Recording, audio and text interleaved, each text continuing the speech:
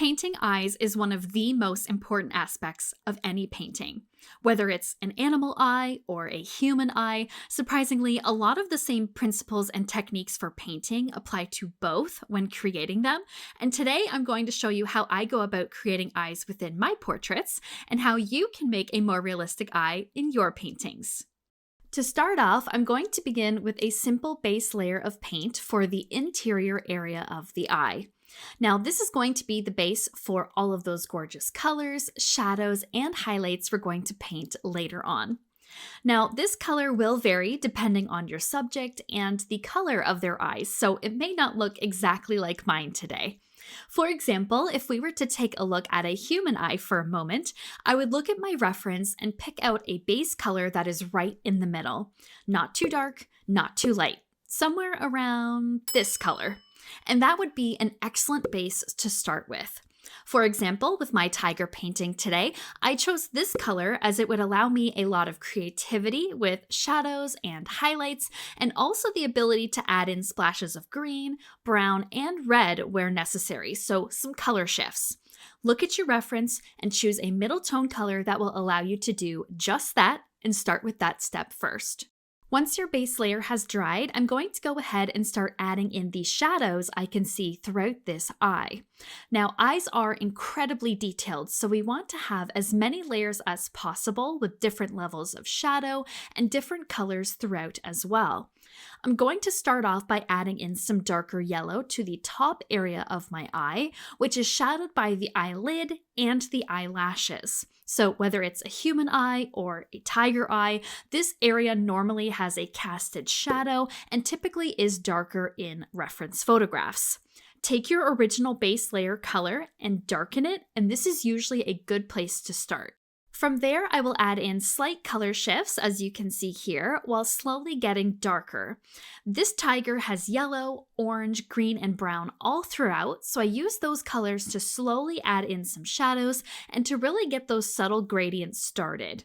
I'm using a very dry, small filbert brush to just dry brush these colors around the area that I'm working in as a guide for later details. Whatever color eye you are working with, remember to work from back to front, dark to light in your layering. So if your eye is blue, you're going to have a range of different dark blues. If the eye is brown, green, yellow, those same exact principles apply. Once that layer has dried, I'm going to go in with a smaller brush and start to work in the darkest areas of shadow that I can see. Now, a lot of times these dark shadow areas also have some texture, like veins or wayward lines that can be seen from the outside of the eyeball moving inwards, like these. Depending on the species, your eye will definitely change, and some are definitely way more textured than others. So darken up your shadow layers and start working on adding in some texture to your painting. Something I find helpful when creating realistic eyes is using a blender brush and a glazing technique to create softness within the eye. By using this blender brush and a dark shadow color watered down like Mars Black, I go around the eye creating a softer shadow than my painted in lines.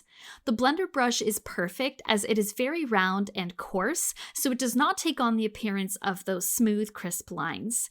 It is able to be buffed and blended into oblivion, and I find that this works perfectly for creating a soft shadow. Once that has completely dried and you are feeling confident with your shadow layers, we are going to jump into what I think is the most exciting part, and that is the highlights. This is where you will really start to see the depth within your eye and your painting, and it will slowly start to come to life. The highlights normally consist of light shades of your base color. For example, a light yellow, a light blue, a light green. Whatever color your reference photo consists of, you'll want to choose the lightest colors that you can see. Normally, I highlight in 2 to 3 different layers to create even more depth and realism. I will start with the darkest highlight, which I know sounds very contradictory, but I will use this darker highlight to block in all the areas of highlights that I can see and create a guide.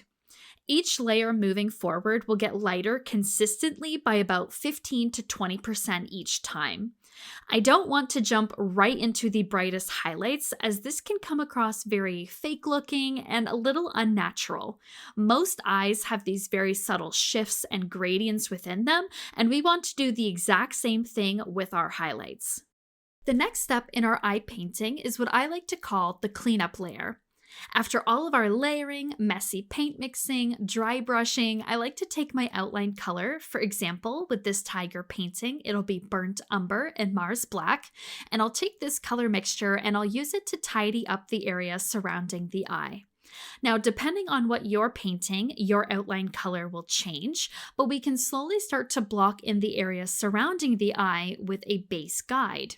This works wonderful to hide any messes or wayward lines from when we were painting our eyeball, and again, slowly start to build up this area surrounding the eye.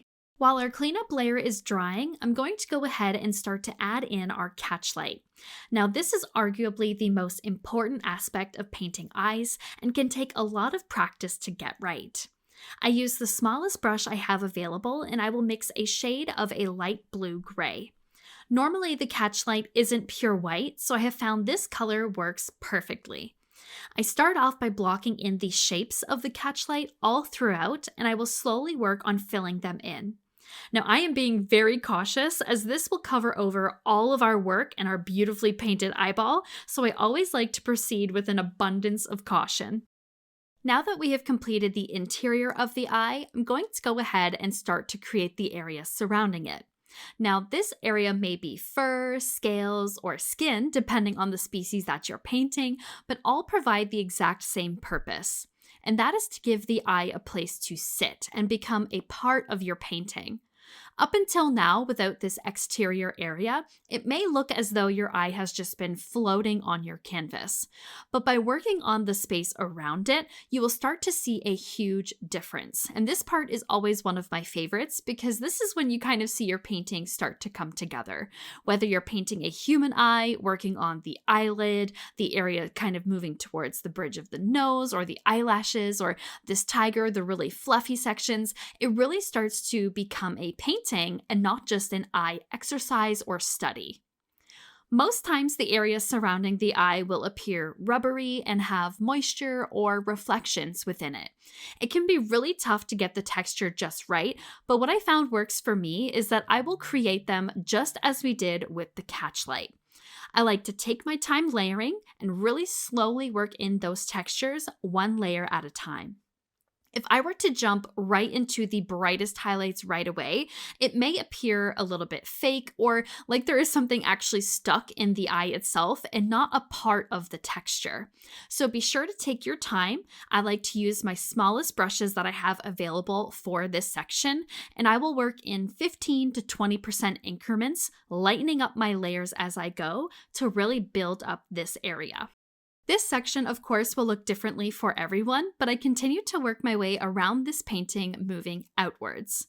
I always like to finish the closest areas to the eye first and work my way out and around. This is just something that I've always done with acrylic, but I always say do what works best for you.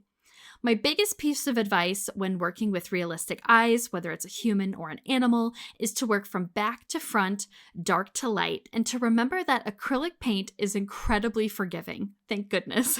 Whether you are painting the eyelid, the eyebrows, maybe even the eyelashes, or another area surrounding the eye, if you aren't happy with it, you can cover over it and start again. Don't be afraid to scrap a section that just isn't working for you and layer until you feel excellent about what you've created. You always have the option to just restart it. If you're enjoying this tutorial today and would like to see more, please consider checking out my Patreon. On Patreon, I offer detailed, full-length tutorials of wildlife and nature paintings, as well as other perks like our community art Discord, monthly prints, and other goodies. Memberships start at $5 Canadian a month, which is around $3 US for full access. You can check out the link in the description box below and let me know what you think. Speaking of Patreon, a huge thank you to our members this month. I appreciate your support and I'm so glad to have you in our art family. If you found this tutorial helpful, I'd love if you could leave a like and a comment letting me know a tip or trick that you learned today that will help you in your art journey. All of your feedback is so incredibly important to me, and I'm so glad to have your feedback. Thank you so much for watching, and a big thank you. There's a lot of thank yous. I'm so grateful. A big thank you to our channel sponsors, Chartpak, Grumbacher, and Molotov for sponsoring today's video. Their links are in the description box below. Thank you so much for watching. I'll see you in the next one.